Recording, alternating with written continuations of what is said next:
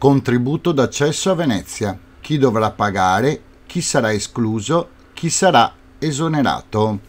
Alcune considerazioni.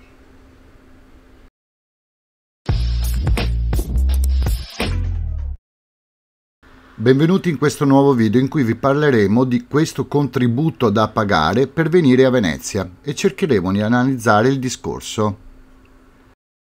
A Venezia il contributo d'accesso che dovranno versare i turisti giornalieri scatta dalla primavera del 2024.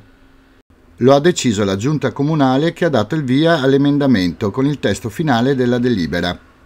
Il provvedimento per l'introduzione del nuovo sistema di gestione dei flussi turistici contiene i principi generali, le esclusioni, le esenzioni, i controlli e le sanzioni attraverso una piattaforma multilingua che sarà resa disponibile a breve.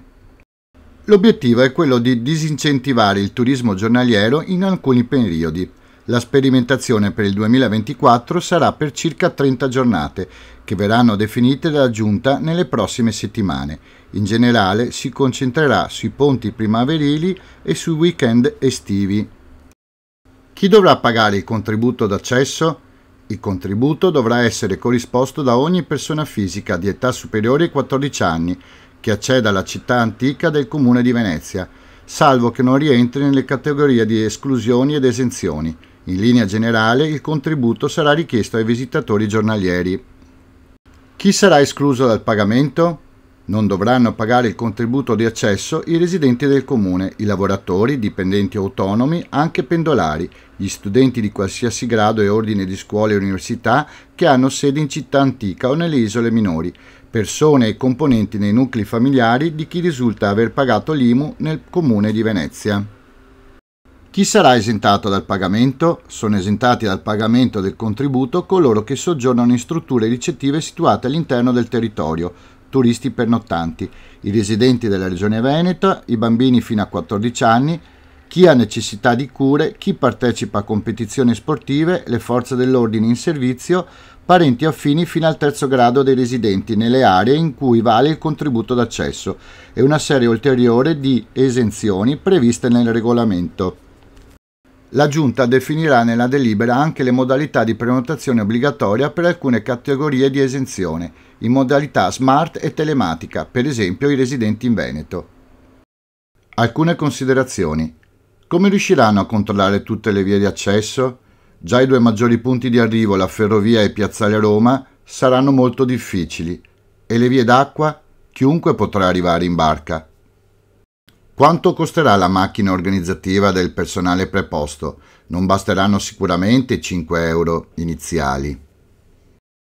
Ho provato a sentire alcuni veneziani. Il mio parrucchiere, per esempio, spera che i 5 euro possano frenare tutti i mendicanti e borseggiatori che girano per Venezia.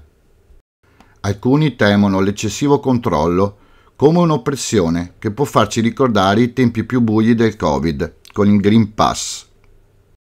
Altri pensano che si debba far pagare di più per disincentivare. 5 euro sono troppo pochi. Molti sono contrari perché dicono che i visitatori giornalieri sono quelli che abitano alle vicinanze, per esempio nel Veneto. Se li esenti allora è tutto inutile. Poi ci sarà una capienza massima di persone? E arrivata a questa si bloccherà tutto? Comunque è una sperimentazione, vedremo in questi weekend come andrà a finire. Se sarà valida, se aumenteranno i giorni in cui istituirla e soprattutto i 5 euro aumenteranno? Fatemi sapere nei commenti cosa ne pensate, sia per chi viene da fuori o magari se c'è qualche veneziano che vuol dire la sua. Da parte mia, come avete visto all'inizio, a me ha ricordato il film Non ci resta che piangere, con Troisi e Benigni. Chi siete? Cosa fate? Cosa portate? Quanti siete? Un fiorino. Malgrado ciò, noi ci sentiamo al prossimo video. Vi ricordo di iscrivervi al canale, di cliccare sulla campanella e dare un like se vi è piaciuto il video. In più, sulla descrizione ci sono dei link di Amazon che se vi accederete per comprare qualsiasi cosa voi vogliate, io prenderò una piccola percentuale. In più, se volete offrirmi un caffè o qualcosa per il canale, c'è anche il mio link di PayPal. Vi ringrazio in anticipo. Vi ricordo che con l'anno nuovo abbiamo attivato gli abbonamenti a 5 euro al mese. Questo perché se volete potete offrirmi un paio di caffè in più. Avete un canale Telegram dedicato in cui possiamo parlare insieme tutti di Venezia e scambiarci delle opinioni e magari anche metterci d'accordo per un caffè.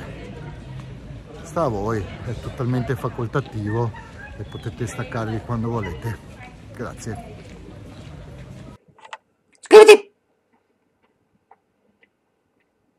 Iscriviti! Iscriviti!